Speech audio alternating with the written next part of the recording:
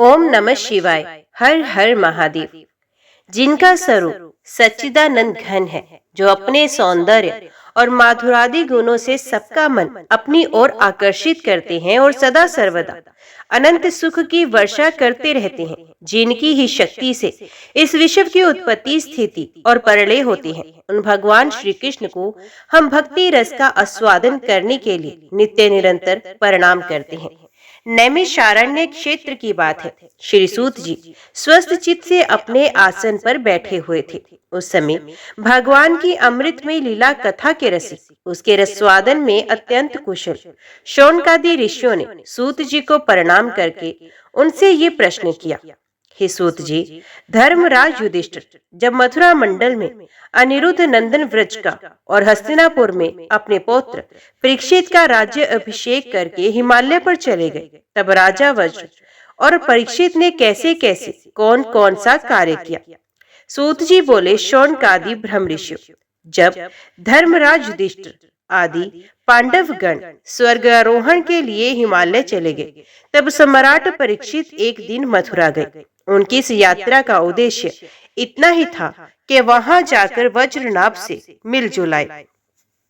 जब वज्रनाभ को यह समाचार मालूम हुआ कि मेरे पिता तुल्य परीक्षित मुझसे मिलने के लिए आ रहे हैं, तब उनका हृदय प्रेम से भर गया। उन्होंने नगर से आगे बढ़कर उनकी अगवानी की, चरणों में प्रणाम किया और बड़े प्रेम से उन्हें वे अपने महल में ले आए। वीर परीक्षित भगवान श्री कृष्ण के परम प्रेमी भक्त थे। उनका मन नित्य निरंतर आनंद घन श्री कृष्ण चंद्र में ही रमता रहता था। उन्होंने भगवान श्री कृष्ण के परपौत्र वज्रनाभ का बड़े प्रेम से आलिंगन किया। इसके बाद अंतपुर में जाकर भगवान श्री कृष्ण की पत्नियों को नमस्कार किया। श्री कृष्ण पत्नियों ने भी सम्राट परीक्षित का अत्यंत सम्मान किया। वे जब आराम से बैठ गए, तब उन्होंने वज्रनाभ से ये बात कही, तुम्हारे पिता और पितामहों ने मेरे पिता पितामह को बड़े बड़े संकटों से बचाया है, मेरी रक्षा भी उन्होंने ही की है। वज्रनाभ बोले, हे महाराज, आप मुझसे जो कुछ कह रहे हैं वे सर्वथा आपके अनुरूप ही है। आपके पिता ने भी मुझे धनुर्वेद की शिक्षा देकर मेरा महान उपकार किया है, इसलिए मुझे किसी बात की तनिक भी चिंता नहीं है, क्योंकि उनकी कृपा से मैं क्षत्रियोचित शूरवीरता से भली भांति संपन्न हूँ। मुझे चिंता है तो केवल एक बात की, सचमुच वे बहुत बड़ी चिंता है। आप उसके संबंध में कुछ विचार कीजिए। वे चिंता ये है कि यद्यपि मैं मथुरा मंडल के राज्य पर अभिषिक्त हूँ, तथापि मैं यहाँ निर्जन वन में ही रहता हूँ। इस बात का मुझे कुछ भी पता नहीं कि यहाँ की प्रजा कहाँ चली गई, क्योंकि राज्य का सुख तो तभी है जब प्रजा रहे। जब वज्रनाभ ने परीक्षित से ये बात कही, तब उन्होंने वज्रनाभ का संदेह मिटाने के लिए महर्षि शांडिल्य को बुलाया। यही महर्षि शांडिल्य पहले नंद आदि गोपों के पुरोहित थे। परीक्षित का संदेश पाते ही महर्षि शांडिल्य वहां आ गए। वज्रनाभ ने विधि पूर्वक उनका स्वागत सत्कार किया और वे एक ऊंचे आसन पर विराजमान हुए एवं उनको सांत्वना देते हुए कहने लगे, प्रिय परीक्षित और वज्रनाभ, मैं तुम लोगों से व्रज भूमि का रहस्य बतलाता हूँ, तुम एकाग्र होकर सुनो। व्रज शब्द का अर्थ है व्यापति। व्यापक होने के कारण ही इस भूमि का नाम व्रज पड़ा है। सत्व, रज, तम, इन तीन गुणों से अतीत जो पर ब्रह्म है वही व्यापक है, इसलिए उसे व्रज कहते हैं। वे सदानंद स्वरूप परम ज्योतिर्मय और अविनाशी है। जीवन मुक्त पुरुष उसी में स्थित रहते हैं। इस पर ब्रह्म स्वरूप ब्रजधाम में नंदन नंदन भगवान श्री कृष्ण का निवास है। उनका एक एक अंग सच्चिदानंद स्वरूप है। वे आप्तकाम है।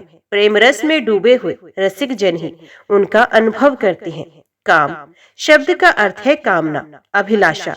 ब्रज में भगवान श्री कृष्ण के वांछित पदार्थ हैं गोए, ग्वाल बाल, गोपियां और उनके साथ लीला विहार आदि।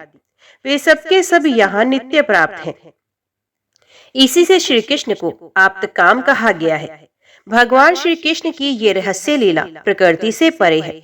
वे जिस समय प्रकृति के साथ खेलने लगते हैं, उसी समय दूसरे लोग भी उनकी लीला का अनुभव करते हैं। प्रकृति के साथ होने वाली लीला में ही रजोगुण, सत्वगुण और तमोगुण के द्वारा सृष्टि, स्थिति और प्रलय की प्रतीति होती है।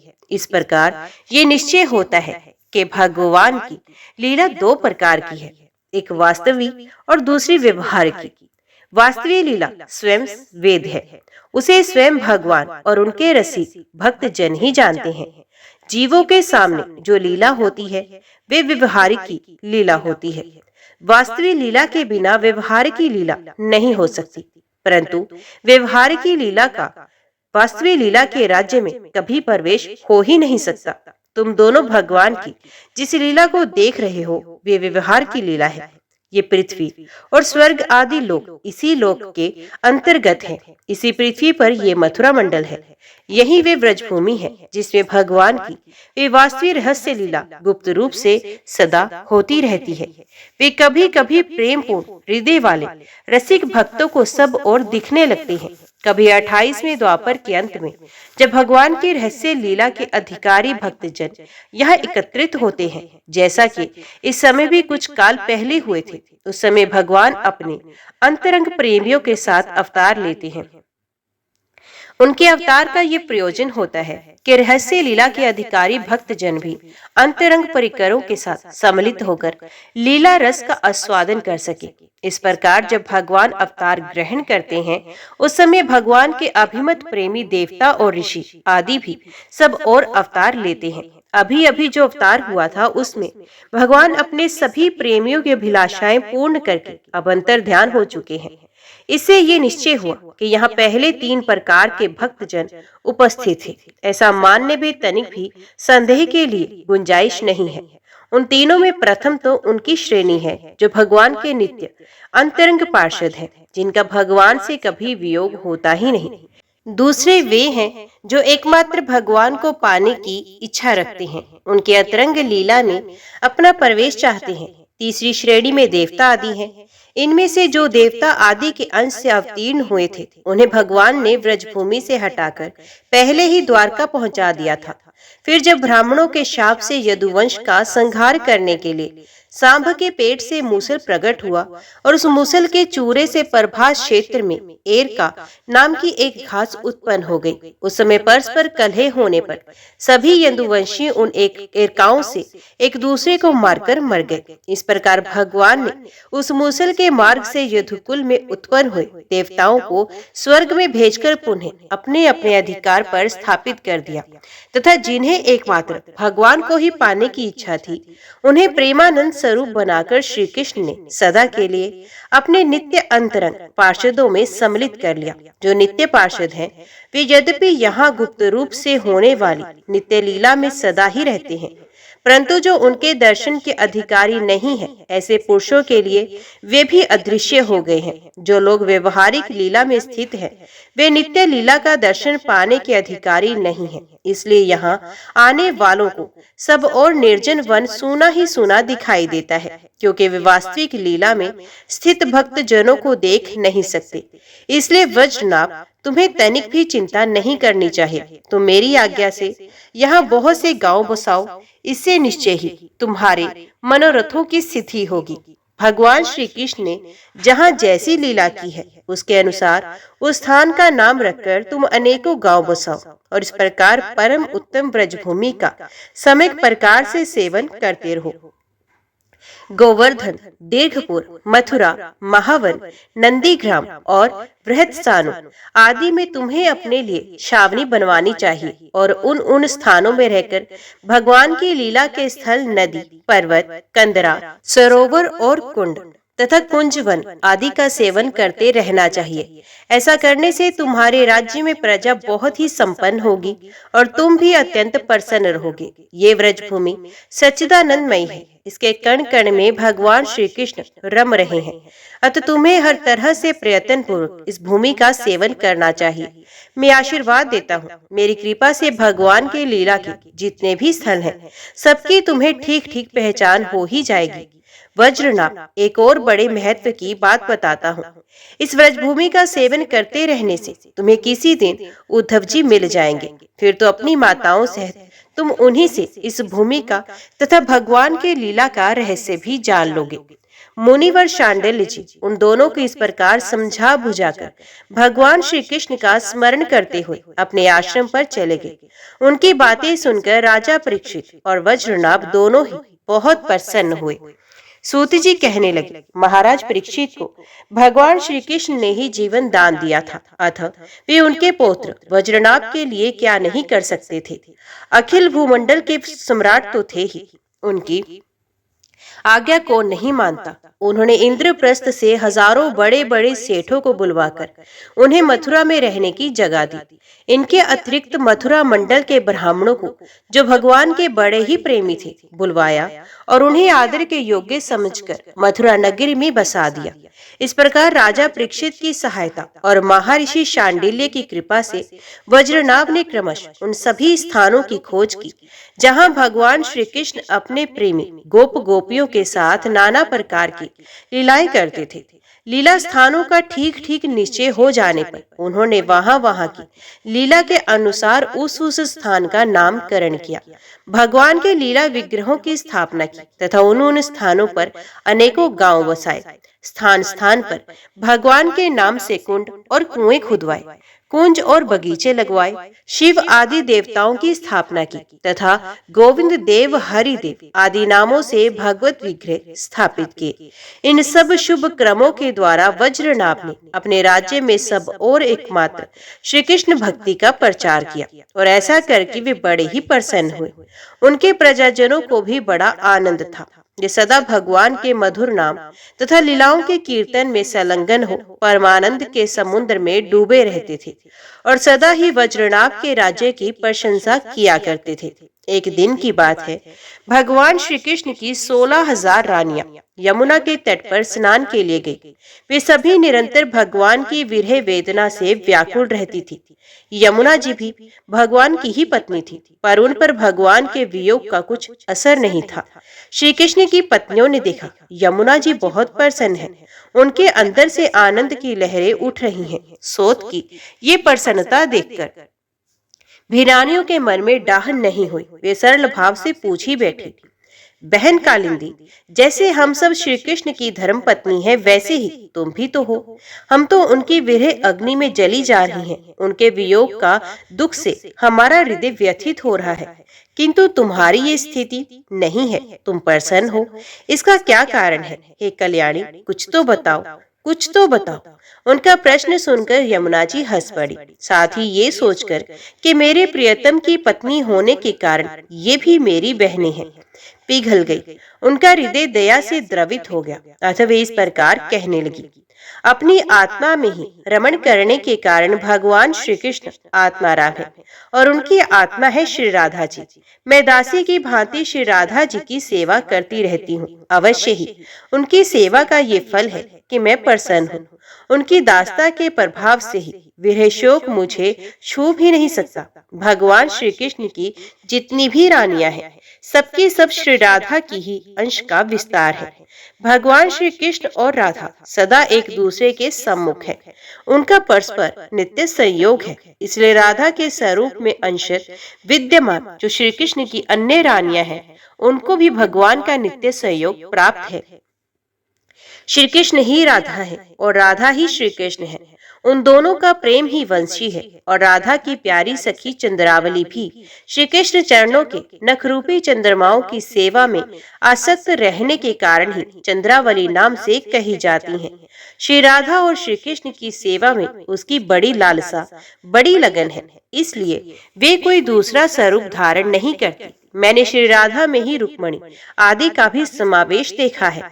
ये सब तरह से निश्चित बात है कि तुम लोगों का भी श्री कृष्ण से वियोग नहीं हुआ है, किंतु तुम इस रहस्य को इस रूप में जानती ही नहीं, इसलिए इतनी व्याकुल हो रही हो। इसी प्रकार पहले भी जब अक्रूर श्री कृष्ण को नंदगांव से मथुरा में ले आए थे, उस अवसर पर जो गोपियों को श्री कृष्ण से विरह की प्रतीति हुई, वे भी वास्तविक विरह नहीं, केवल विरह का आभास था। इस बात को जब तक वे नहीं जानती थी, तब तक उन्हें बड़ा कष्ट था। फिर जब उद्धव जी ने आकर उनका समाधान किया, तब इस बात को समझ सकी। उद्धव जी ने उनके इस विरह को विरहाभास भी बतलाया। वास्तव में तो उनका भगवान से नित्य संयोग था। यदि तुम्हें भी उद्धव जी का सत्संग प्राप्त हो जाए तो तुम सभी अपने प्रियतम श्री कृष्ण के साथ नित्य विहार का सुख प्राप्त कर लोगी। सूत जी कहते हैं, ऋषिगण जब उन्होंने इस प्रकार समझाया तब श्री कृष्ण की पत्नियां सदा प्रसन्न रहने वाली यमुना जी से पुनः बोली। उस समय उनके हृदय में इस बात की बड़ी लालसा थी कि किसी उपाय से उद्धव जी का दर्शन हो, जिससे हमें अपने प्रियतम के नित्य संयोग का सौभाग्य प्राप्त हो सके। श्री कृष्ण पत्नियों ने कहा, हे सखी, तुम्हारा ही जीवन धन्य है, क्योंकि तुम्हें कभी भी अपने प्राणनाथ के वियोग का दुख नहीं भोगना पड़ता। जिन श्री राधा जी की कृपा से तुम्हारे अभीष्ट अर्थ की सिद्धि हुई, उनकी अब हम लोग भी दासी हैं, किंतु तुम अभी कह चुकी हो कि उद्धव जी के मिलने पर ही हमारे सभी मनोरथ पूर्ण होंगे। इसलिए कालिंदी, अब ऐसा कोई उपाय बताओ जिससे उद्धव जी भी शीघ्र ही मिल जाए। सूत जी कहते हैं, श्री कृष्ण की रानियों ने जब यमुना जी से इस प्रकार कहा, तब वे भगवान श्री कृष्ण की 16 कलाओं का चिंतन करती हुई उनसे कहने लगी। उद्धव जी भगवान श्री कृष्ण के मंत्री थे। जब भगवान अपने परम धाम को पधारने लगे, तब उन्होंने मंत्री उद्धव से कहा, हे उद्धव, साधना करने की भूमि है बद्री का आश्रम, अतः अपनी साधना पूर्ण करने के लिए तुम वहीं जाओ। भगवान की इस आज्ञा के अनुसार उद्धव जी इस समय अपने साक्षात स्वरूप से बद्रिकाश्रम में विराजमान है और वहां जाने वाले जिज्ञासु लोगों को भगवान के बताए हुए ज्ञान का उपदेश करते रहते हैं। साधन की फल रूपा भूमि है ब्रज भूमि। इसे भी इसके रहस्यों सहित भगवान ने पहले ही उद्धव को दे दिया था, किंतु वे फल भूमि यहाँ से भगवान के अंतर ध्यान होने के साथ ही स्थूल दृष्टि से परे जा चुकी है। इसलिए इस समय यहाँ उद्धव प्रत्यक्ष दिखाई नहीं पड़ते। फिर भी एक स्थान है जहाँ उद्धव जी का दर्शन हो सकता है। गोवर्धन पर्वत के निकट भगवान के लीला सहचरी गोपियों की विहार स्थली है। वहाँ की लता, अंकुर और बेलों के रूप में अवश्य ही उद्धव जी वहाँ निवास करते हैं। लताओं के रूप में उनके रहने का यही उद्देश्य है कि भगवान के प्रियतमा गोपियों की चरण रज उन पर पड़ती रहे। उद्धव जी के संबंध में एक निश्चित बात ये भी है कि उन्हें भगवान ने अपना उत्सव स्वरूप प्रदान किया है। भगवान का उत्सव उद्धव जी का अंग है, वे उससे अलग नहीं रह सकते। इसलिए अब तुम लोग वज्रनाभ को साथ लेकर वहां जाओ और कुसुम सरोवर के पास ठहरो। भगवत भक्तों की मंडली एकत्रित करके वीणा, वेणु और मृदंग आदि बाजों के साथ भगवान के नाम और लीलाओं के कीर्तन, भगवत संबंधी काव्य कथाओं के श्रवण तथा भगवत गुणगान से युक्त सरस संगीतों द्वारा महान उत्सव आरंभ करो। इस प्रकार जब उस महान उत्सव का विस्तार होगा, तब निश्चय ही कि वहां उद्धव जी का दर्शन मिल जाएगा। उद्धव जी ही भली भांति तुम सब लोगों के मनोरथ पूर्ण करेंगे। सूत जी कहते हैं, यमुना जी की बताई हुई बातें सुनकर श्री कृष्ण की रानियां बहुत खुश हुई। उन्होंने यमुना जी को प्रणाम किया और वहां से लौटकर वज्रनाभ तथा परीक्षित से वे सारी बातें कह सुनाई। सब बातें सुनकर परीक्षित को बड़ी प्रसन्नता हुई और उन्होंने वज्रनाभ तथा श्री कृष्ण पत्नियों को उसी समय साथ ले उस स्थान पर पहुंचकर तत्काल वे सब कार्य आरंभ करवा दिया जो कि यमुना जी ने बताया था। गोवर्धन के निकट वृंदावन के भीतर कुसुम सरोवर पर जो सखियों की विहार स्थली है, वहां ही श्री कृष्ण कीर्तन का उत्सव आरंभ हुआ। श्री राधा जी तथा उनके प्रियतम श्री कृष्ण की वे लीला भूमि जब साक्षात संकीर्तन की शोभा से संपन्न हो गई, उस समय वहां रहने वाले सभी भक्तजन एकाग्र हो गए। उनकी दृष्टि, उनके मन की वृत्ति कहीं अन्यंतर ना जाती थी। तदंतर सबके देखते देखते वहां फैले हुए तृण, गुलाब और लताओं के समूह से प्रकट होकर श्री उद्धव जी सबके सामने आए। उनका शरीर श्याम वर्ण का था, उस पर पीतांबर शोभा पा रहा था। वे गले में वनमाला और गुंजा की माला धारण किए हुए थे तथा मुख से बारंबार गोपी वल्लभ श्री कृष्ण की मधुर लीलाओं का गान कर रहे थे। उद्धव जी के आगमन से उस संकीर्तन उत्सव की शोभा कई गुना बढ़ गई। उस समय सभी लोग आनंद के समुद्र में निमग्न हो अपना सब कुछ भूल गए, सारी सुध बुध खो बैठे। थोड़ी देर बाद जब उनकी चेतना दिव्य लोक से नीचे आई, अर्थात जब उन्हें होश हुआ, तब उद्धव जी को भगवान श्री कृष्ण के स्वरूप में उपस्थित देख अपना मनोरथ पूर्ण हो जाने के कारण प्रसन्न हो वे उनकी पूजा करने लगे। सूत जी कहते हैं, उद्धव जी ने वहां एकत्रित हुए सब लोगों को श्री कृष्ण कीर्तन में लगा देकर सभी का सत्कार किया और राजा परीक्षित को हृदय से लगाकर कहा, राजन, तुम्हारा मन इस श्री कीर्तन के उत्सव में रम रहा है, अतः तुम धन्य हो। तुम्हारा अंतकरण सदा ही केवल श्री कृष्ण भक्ति से परिपूर्ण रहता है। तात, तुम जो कुछ भी कर रहे हो सब तुम्हारे अनुरूप ही है, क्यों न हो। श्री कृष्ण ने ही तुम्हें शरीर और वैभव प्रदान किया है, अतः तुम्हारा उनके परपोत्र पर प्रेम होना स्वाभाविक ही है।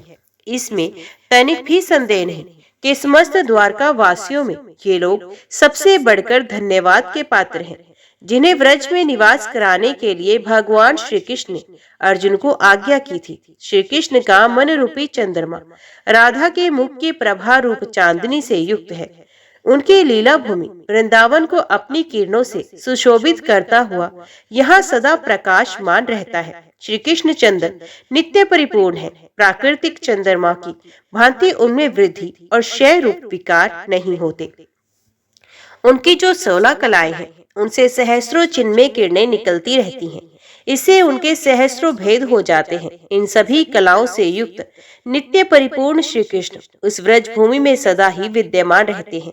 इस भूमि में और उनके स्वरूप में कुछ अंतर नहीं है। राजेंद्र परीक्षित, इस प्रकार विचार करने पर सभी व्रजवासी भगवान के अंग में स्थित हैं। शरणागतों का भय दूर करने वाले जो ये व्रज हैं, इनका स्थान श्री कृष्ण के दाहिने चरण में है। श्री कृष्ण का प्रकाश प्राप्त हुए बिना किसी को भी अपने स्वरूप का बोध नहीं हो सकता। जीवों के अंतःकरण में जो श्री कृष्ण तत्व का प्रकाश है, उस पर सदा माया का पर्दा पड़ा रहता है। 28वें द्वापर के अंत में जब भगवान श्री कृष्ण स्वयं ही सामने प्रकट होकर माया का पर्दा उठा लेते हैं, उस समय जीवों को उनका प्रकाश प्राप्त होता है। किंतु अब वे समय तो बीत गया, इसलिए उनके प्रकाश की प्राप्ति के लिए अब दूसरा उपाय बताया जा रहा है। सुनो, 28वें द्वापर के अतिरिक्त समय में यदि कोई श्री कृष्ण तत्व का प्रकाश पाना चाहे तो उसे वे श्रीमद् भागवत से ही प्राप्त हो सकता है। भगवान के भक्त जहाँ जब कभी श्रीमद् भागवत शास्त्र का कीर्तन और श्रवण करते हैं, वहाँ उस समय भगवान श्री कृष्ण साक्षात रूप से विराजमान रहते हैं। जहाँ श्रीमद् भागवत के एक या आधे श्लोक का ही पाठ होता है, वहां भी श्री कृष्ण अपनी प्रियतमा गोपियों के साथ विद्यमान रहते हैं। जिन बड़भागियों ने प्रतिदिन श्रीमद् भागवत शास्त्र का सेवन किया है, उन्होंने अपने पिता, माता और पत्नी तीनों के ही कुल का भली भांति उद्धार कर दिया। श्रीमद् भागवत के स्वाध्याय और श्रवण से ब्राह्मणों को विद्या का प्रकाश प्राप्त होता है। क्षत्रिय लोग शत्रु पर विजय पाते हैं, वैश्यों का धन मिलता है और शूद्र स्वस्थ निरोग बने रहते हैं। श्रीमद् भागवत से स्त्रियों तथा अन्य त्यज आदि अन्य लोगों की भी इच्छा पूर्ण होती है। अतः कौन ऐसे भाग्यवान पुरुष है जो श्रीमद् भागवत का नित्य ही सेवन न करेगा। अनेकों जन्मों तक साधना करते करते जब मनुष्य पूर्ण सिद्ध हो जाता है, तब उसे श्रीमद् भागवत की प्राप्ति होती है। भागवत से भगवान का प्रकाश मिलता है, जिससे भगवत भक्ति उत्पन्न होती है। पूर्व काल में भगवान ने श्रीमद् भागवत का उपदेश देकर कहा, ब्राह्मण, तुम अपने मनोरथ की सिद्धि के लिए सदा ही इसका सेवन करते रहो। ब्रह्मा जी श्रीमद् भागवत का उपदेश पाकर बड़े प्रसन्न हुए और उन्होंने श्री कृष्ण की नित्य प्राप्ति के लिए तथा 7 आवरणों को भंग करने के लिए श्रीमद् भागवत का सप्ताह पारायण किया। उद्धव जी कहते हैं, श्रीमद् भागवत के महात्म्य के संबंध में यह आख्यायिका मैंने अपने गुरु श्री बृहस्पति जी से सुनी और उनसे भागवत का उपदेश प्राप्त कर उनके चरणों में प्राप्त प्रणाम करके मैं बहुत ही प्रसन्न हुआ।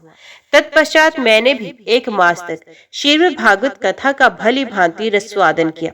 उतने से ही मैं भगवान श्री कृष्ण का प्रियतम सखा हो गया।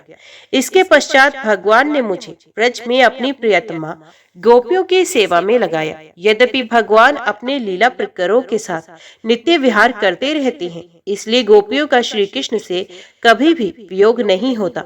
तथापि जो भ्रम से विरह वेदना का अनुभव कर रही थी, उन गोपियों के प्रति भगवान ने मेरे मुख से संदेश कहलाया। उस संदेश को अपनी बुद्धि के अनुसार ग्रहण कर गोपियां तुरंत ही विरह वेदना से मुक्त हो गई। मैं भगवान के इस रहस्य को तो नहीं समझ सका, परंतु उसका चमत्कार मैंने प्रत्यक्ष देखा। इसके बहुत समय के बाद जब ब्रह्मादि देवता भगवान से अपने परम धाम में पधारने की प्रार्थना करके चले गए, उस समय पीपल के वृक्ष की जड़ के पास अपने सामने खड़े हुए मुझे भगवान ने श्रीमद् भागवत विषय के इस रहस्य का स्वयं ही उपदेश किया और मेरी बुद्धि में उसका दृढ़ निश्चय करा दिया। उसी के प्रभाव से मैं बद्री का आश्रम में रहकर भी यहाँ व्रज की लताओं और बेलों में निवास करता हूँ। उसी के बल से यहाँ नारद कुंड पर सदा स्वेच्छा अनुसार विराजमान रहता हूँ। भगवान के भक्तों को श्रीमद् भागवत के सेवन से श्री कृष्ण तत्व का प्रकाश प्राप्त हो सकता है। इस कारण यहाँ उपस्थित हुए इन सभी भक्तजनों के कार्य की सिद्धि के लिए मैं श्रीमद् भागवत का पाठ करूंगा, किंतु इस कार्य में तुम्हें ही मेरी सहायता करनी होगी।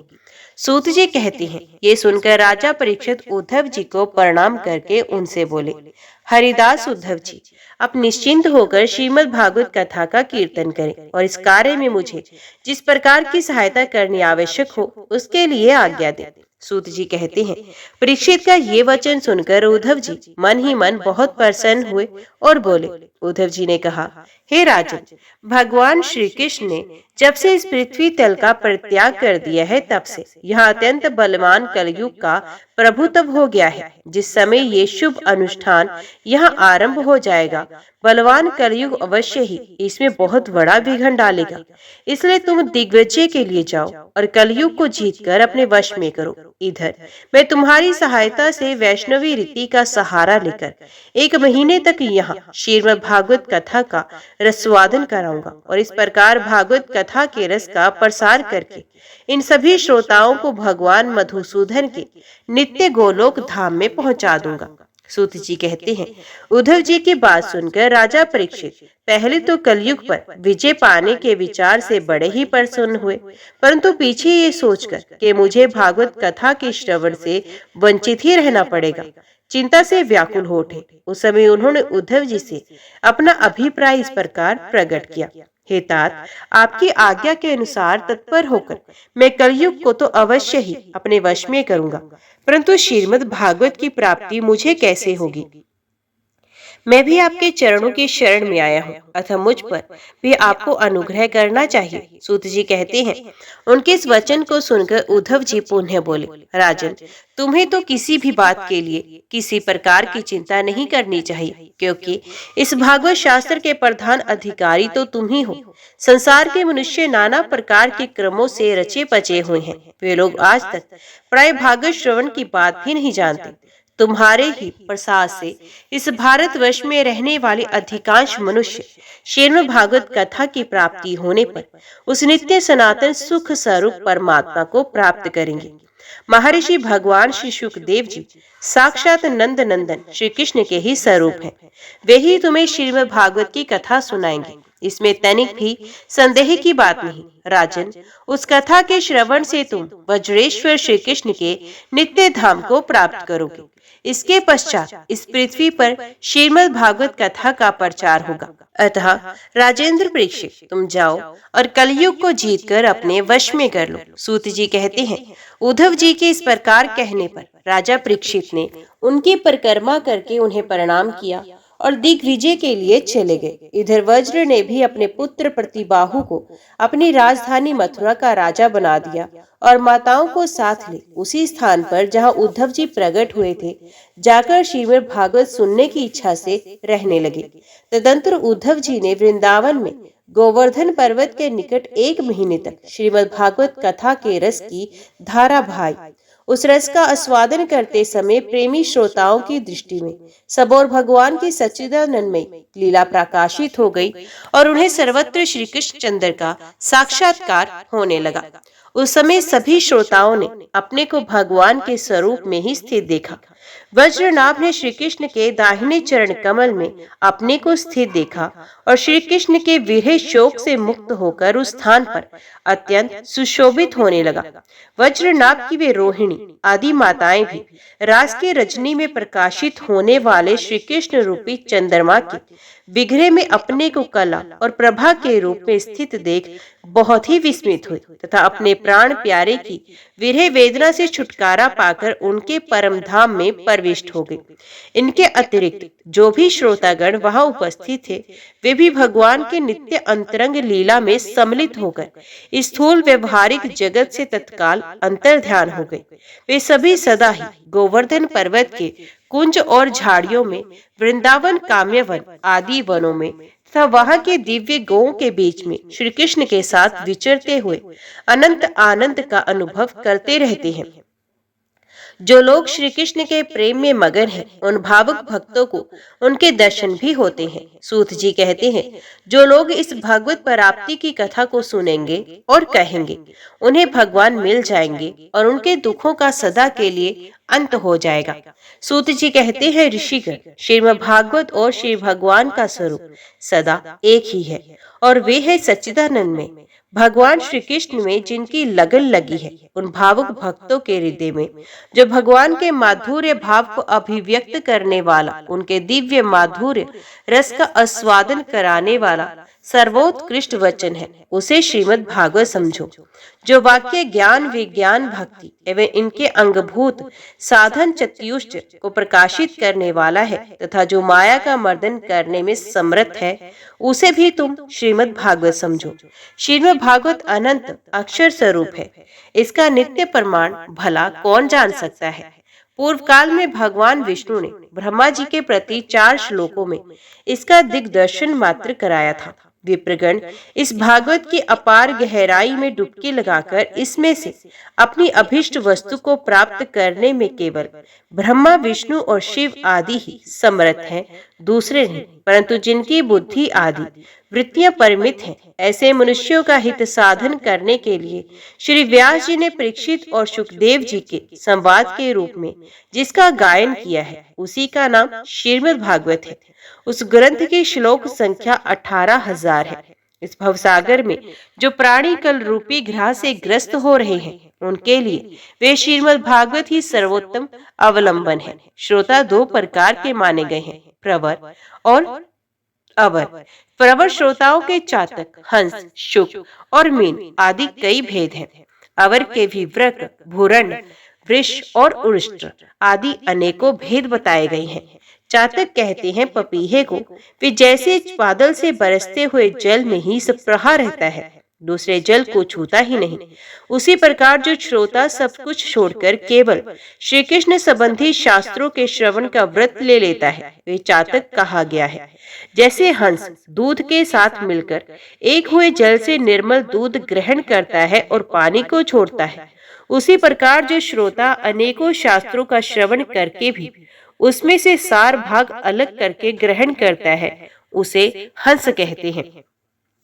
जिस प्रकार भली भांति पढ़ाया हुआ तोता अपनी मधुर वाणी से शिक्षक को तथा पास आने वाले दूसरे लोगों को भी प्रसन्न करता है, उसी प्रकार जो श्रोता कथावाचक व्यास के मुंह से उपदेश सुनकर उसे सुंदर और परिमित वाणी में पुनः सुना देता है, व्यास एवं अन्यान्य श्रोताओं को अत्यंत आनंदित करता है, वे शुक कहलाता है। जैसे क्षीर सागर में मछली मौन रहकर अपलक आंखों से देखती हुई सदा दुग्ध पान करती है, उसी प्रकार जो कथा सुनते समय निर्विवेश नैनों से देखता हुआ मुंह से कभी एक शब्द भी नहीं निकालता और निरंतर कथारस का ही आस्वादन करता रहता है, वे प्रेमी श्रोता मीन कहा गया है। ये प्रवर अर्थात उत्तम श्रोताओं के भेद बताए गए। अब अवर यानी अधम श्रोता बताए जाते हैं। वृक कहते हैं भेड़िए को। जैसे भेड़िया वन के भीतर वेणु की मीठी आवाज सुनने में लगे हुए मृगों को डराने वाली भयानक गर्जना करता है, वैसे ही जो मूर्ख कथा श्रवण के समय रसिक श्रोताओं को उद्गिन करता हुआ बीच बीच में जोर जोर से बोल उठता है, वे वृक कहलाता है। हिमालय के शिखर पर एक भूरंड जाति का पक्षी होता है। वे किसी के शिक्षाप्रद वाक्य सुनकर वैसा ही बोला करता है, किंतु स्वयं उससे लाभ नहीं उठाता। इसी प्रकार जो उपदेश की बात सुनकर उसे दूसरों को तो सिखाए पर स्वयं आचरण में ना लाए, ऐसे श्रोता को भुरुंड कहते हैं। वृष कहते हैं बैल को। उसके सामने मीठे मीठे अंगूर हों या कड़वी खली, दोनों को वे एक सा ही मानकर खाता है। उसी प्रकार जो सुनी हुई सभी बातें ग्रहण करता है पर सार और असार वस्तु का विचार करने में उसकी बुद्धि अंधी असमर्थ होती है, ऐसा श्रोता वृष कहलाता है। जिस प्रकार ऊंट माधुर्य गुण से युक्त आम को भी छोड़कर केवल नीम की ही पत्ती चबाता है, उसी प्रकार जो भगवान की मधुर कथा को छोड़कर उसके विपरीत संसारी बातों में रमता रहता है, उसे उष्ट्र कहते हैं। ये कुछ थोड़े से भेद यहाँ बताए गए। इनके अतिरिक्त भी प्रवर अवर दोनों प्रकार के श्रोताओं के भ्रमर और गर्दभ आदि बहुत से भेद हैं। इन सब भेदों को उन श्रोताओं के स्वाभाविक आचार व्यवहारों से परखना चाहिए जो वक्ता के सामने उन्हें विधिवत प्रणाम करके बैठे और अन्य संसारी बातों को छोड़कर केवल श्री भगवान की लीला कथाओं को ही सुनने की इच्छा रखे, समझने में अत्यंत कुशल हो, नम्र हो, हाथ जोड़े रहे, शिष्य भाव से उपदेश ग्रहण करे और भीतर श्रद्धा तथा विश्वास रखे। इसके सिवा जो कुछ सुने उसका बराबर चिंतन करता रहे, जो बात समझ में ना आए उसे पूछ ले और पवित्र भाव से रहे तथा श्री कृष्ण के भक्तों पर सदा ही प्रेम रखता हो। ऐसे ही श्रोता को वक्ता लोग उत्तम श्रोता कहते हैं। अब वक्ता के लक्षण बताते हैं। जिसका मन सदा भगवान में लगा रहे, जिसे किसी भी वस्तु की अपेक्षा न हो, जो सबका सुहृद और दीनों पर दया करने वाला हो तथा अनेकों युक्तियों से तत्व का बोध करा देने में चतुर हो, उसी वक्ता को मुनि लोग भी सम्मान करते हैं। विप्रगण, अब मैं भारतवर्ष की भूमि पर श्रीमद् भागवत कथा का सेवन करने के लिए जो आवश्यक विधि है उसे बताता हूँ, आप सुने। इस विधि के पालन से श्रोता की सुख परंपरा का विस्तार होता है। श्रीमद् भागवत का सेवन 4 प्रकार का है, सात्विक, राजस, तामस और निर्गुण। जिसमें यज्ञ की भांति तैयार की गई हो बहुत सी पूजा सामग्रियों के कारण जो अत्यंत शोभा संपन्न दिखाई दे रहा हो और बड़े ही परिश्रम से बहुत उतावली के साथ 7 दिनों में ही जिसकी समाप्ति की जाए, वे प्रसन्नता पूर्वक किया हुआ श्रीमद् भागवत का सेवन राजस है। 1 या 2 महीने में धीरे धीरे कथा के रस का आस्वादन करते हुए बिना परिश्रम के जो श्रवण होता है, वे पूर्ण आनंद को बढ़ाने वाला सात्विक सेवन कहलाता है। तामस सेवन वे है जो कभी भूल से छोड़ दिया जाए और याद आने पर फिर आरंभ कर दिया जाए। इस प्रकार 1 वर्ष तक आलस्य और अश्रद्धा के साथ चलाया जाए, वे तामस सेवन ही करने की अपेक्षा अच्छा और सुख ही देने वाला है। जब वर्ष, महीना और दिनों के नियम का आग्रह छोड़कर सदा ही प्रेम और भक्ति के साथ श्रवण किया जाए, तब वे सेवन निर्गुण माना गया है।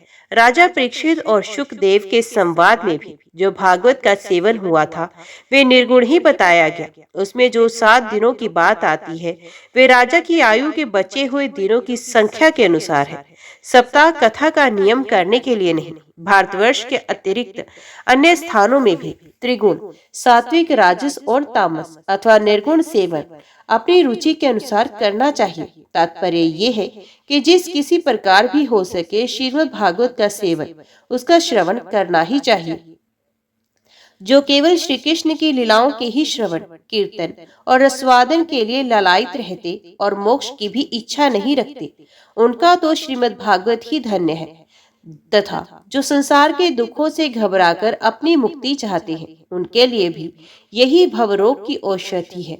अतः इस कलिकाल में इसका प्रयत्न पूर्वक सेवन करना चाहिए। इनके अतिरिक्त जो लोग विषय भोगों में ही परायण रहते हैं, सांसारिक सुखों की ही जिन्हें सदा चाह रहती है, उनके लिए भी अब इस कलयुग में सामर्थ्य, धन और विधि विधान का ज्ञान न होने के कारण कर्म मार्ग, यज्ञादि से मिलने वाली सिद्धि अत्यंत दुर्लभ हो गई है। ऐसी दशा में उन्हें भी सब प्रकार से अब इस भागवत कथा का ही सेवन करना चाहिए। ये श्रीमद् भागवत की कथा धन, पुत्र, स्त्री, हाथी, घोड़े आदि वाहन, यश, मकान और निष्कंटक राज्य भी दे सकती है।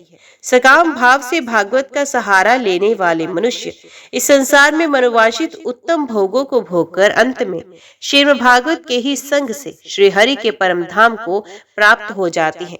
जिनके यहाँ श्रीमद् भागवत की कथा वार्ता होती है तथा जो लोग इस कथा के श्रवण में लगे रहते हो, उनकी सेवा और सहायता अपने शरीर और धन से करनी चाहिए। उन्हीं के अनुग्रह से सहायता करने वाले पुरुष को भी भागवत सेवन का पुण्य प्राप्त होता है। कामना दो वस्तुओं की होती है, श्री कृष्ण और धन की। श्री कृष्ण के सिवा जो कुछ भी चाहा जाए, ये सब धन के अंतर्गत है, उसकी धन संज्ञा है। श्रोता और वक्ता भी दो प्रकार के माने गए हैं, एक श्री कृष्ण को चाहने वाले और दूसरे धन को चाहने वाले। जैसा वक्ता वैसा ही श्रोता भी हो तो वहाँ कथा में जो रस मिलता है अर्थात सुख की वृद्धि होती है। यदि दोनों विपरीत विचार के हों तो रसाभाग हो जाता है, अतः फल की हानि होती है। किंतु जो श्री कृष्ण को चाहने वाले वक्ता और श्रोता है, उन्हें विलंब होने पर भी सिद्धि अवश्य मिलती है। श्री कृष्ण की चाह रखने वाला सर्वथा गुणहीन हो और उसकी विधि में कुछ कमी रह जाए तो भी यदि उसके हृदय में प्रेम है तो वही उसके लिए सर्वोत्तम विधि है। सकाम पुरुष को कथा की समाप्ति के दिनों तक स्वयं सावधानी के साथ सभी विधियों का पालन करना चाहिए। भागवत कथा के श्रोता और वक्ता दोनों के ही पालन करने योग्य विधि ये है। प्रतिदिन प्रातः काल स्नान करके अपना नित्य क्रम पूरा करे, फिर भगवान का चरना अमृत पीकर पूजा के समान से श्रीमद् भागवत की पुस्तक और गुरुदेव व्यास का पूजन करे। इसके पश्चात अत्यंत प्रसन्नता पूर्वक श्रीमद् भागवत की कथा स्वयं कहे अथवा सुने। दूध या खीर का मौन भोजन करे, नित्य ब्रह्मचर्य का पालन और भूमि पर शयन करे, क्रोध और लोभ आदि का त्याग करे। प्रतिदिन कथा के अंत में कीर्तन करे और कथा समाप्त होने पर रात्रि में जागरण करे। समाप्ति होने पर ब्राह्मणों को भोजन कराकर उन्हें दक्षिणा से संतुष्ट करे। कथावाचक गुरु को वस्त्र, आभूषण आदि देकर गो भी अर्पण करे। इस प्रकार विधि विधान पूर्ण करने पर मनुष्य को स्त्री, घर, पुत्र, राज्य और धन आदि जो जो उसे अभीष्ट होता है, वे सब मनोवांछित फल प्राप्त होता है। परंतु इस काम भाव बहुत बड़ी विडंबना है। यह श्रीमद् भागवत की कथा में शोभा नहीं देता। श्री सुखदेव जी के मुख से कहा हुआ ये श्रीमद् भागवत शास्त्र तो कलयुग में साक्षात श्री कृष्ण की प्राप्ति कराने वाला और नित्य प्रेमानंद प्रदान करने वाला है। इसका तुच्छ कामना के लिए उपयोग उचित नहीं है। जय श्री राधे कृष्ण। ओम नमो भगवते वासुदेवाय नमः। आज की वीडियो में इतना ही। उम्मीद करती हूँ वीडियो आपको पसंद आई होगी। वीडियो पसंद आई हो तो वीडियो को लाइक और चैनल को सब्सक्राइब जरूर कीजिएगा। जय श्री कृष्णा लिखकर कमेंट बॉक्स में अपनी हाजिरी और अपने सुझाव देना ना भूलेगा। तो मिलते हैं अगली कथा अगली वीडियो के साथ। तब तक के लिए देखते व सुनते रहिए। जय मां कंजक, जय माता दी।